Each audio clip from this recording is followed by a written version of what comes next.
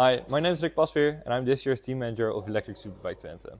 I'm a third year chemistry student, which shows that you don't need an engineering background to be able to participate in such an awesome team, as long as you're motivated, of course.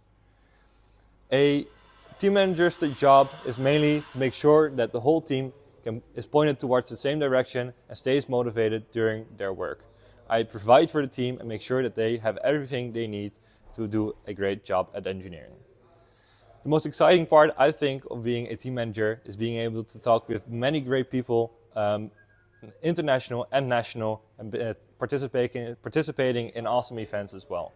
You need to have the following skills as a team manager to be a good one, in my opinion. Main thing being leadership.